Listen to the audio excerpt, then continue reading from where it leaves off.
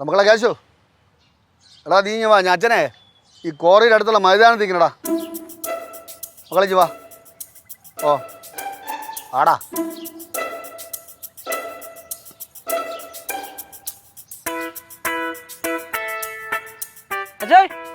എന്താടാ എന്തെന്ന് അറിഞ്ഞാലേ വരുവോളാടാ നീ അല്ലാതെ വരൂലേ എടാ എൻ്റെ മൊബൈലിൽ ചാർജ് തീർന്നിടേ നീ ഒന്ന് ടോപ്പപ്പ് ചെയ്യ്. ഓ ചെയ്യാലോ. അല്ല അത്രേ ഉള്ളല്ലേ? എനിക്ക് ഒരുപാട് വിളിക്കാനുള്ളല്ലേ. അപ്പൊ പിന്നെ നോക്കാം. നോക്കണം.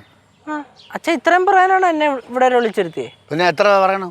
ഇത് ഫോൺ വിളിച്ചപ്പോ അങ്ങ് പറഞ്ഞാൽ പോരായിരുന്നോ? ഞാൻ അവിടെ ഒന്നും ചെയ്യൂലായിരുന്നോ? ഒന്ന് കാണാല്ലേ. പിന്നെ ചെല്ലടേ. ഓ കയ്യിൽ പൈസ ഇരിക്കണം. എൻ്റെ കയ്യിൽ കുറച്ച് പൈസ ഉണ്ടായിരുന്നു. ആ ചീന് മേടിച്ചു. എന്നിട്ട് അല്ല അച്ഛനെ വിളി. ഓ ചേച്ചി നമ്മുടെ ഈ പഴയ ക്രഷറില്ലേ? ഓ അങ്ങോട്ട് വന്നേ. എൻ്റെ സൈഡിലുള്ള ഗ്രൗണ്ടിലോട്ട് വാ. ഇവിടെ അച്ഛൻ വിളി. ഓ വരട്ടെ. രാവിലെ എന്തിനു കഴിച്ച്? രാവിലെ ദോശ, ചമ്മന്തി, സാമ്പാർ. പിന്നെ നമ്മുടെ ഈ ഉഴുന്നിൻ്റെ പൊടിയില്ലേ ഇരിപ്പുണ്ടായിരുന്നു. എണ്ണ കൂട്ടി അടിച്ച് ഓംപ്ലേറ്റ് ഉണ്ടായിരുന്നു.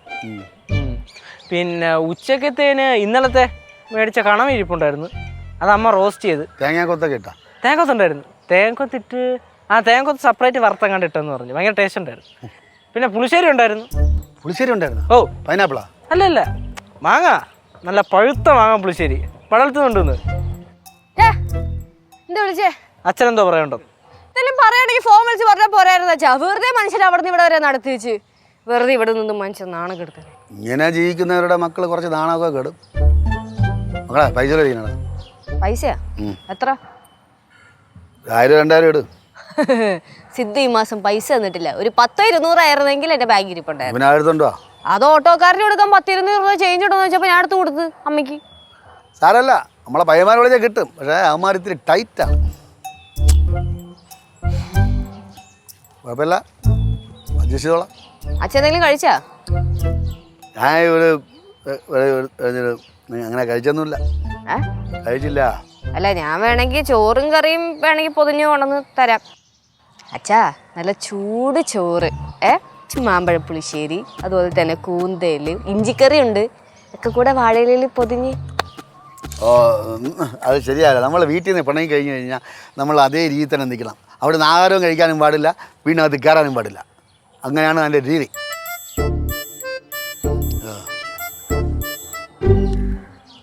ഇവിടെ വന്ന് നിൽക്കണം. അവിടെ നിന്ന് ഇറങ്ങിയപ്പോഴേ തോന്നി ചേട്ടനെ കാണാൻ വന്നായിരിക്കും.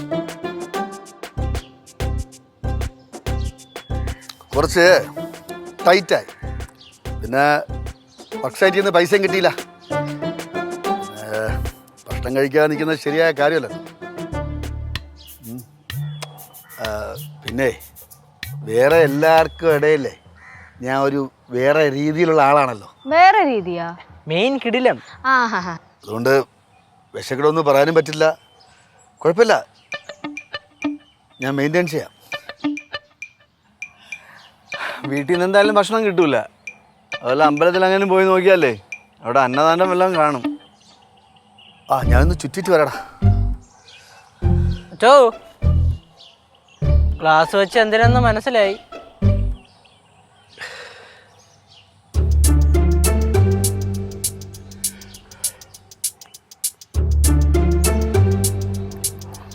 പാവം നല്ലോണം വിശക്കുന്നുണ്ട് കേട്ടോ. ഫ്ലവേഴ്സ് ഒരുക്കുന്ന കാഴ്ച വസന്തം യൂട്യൂബിൽ പ്രേക്ഷകർക്ക് ലൈവായി കാണാം.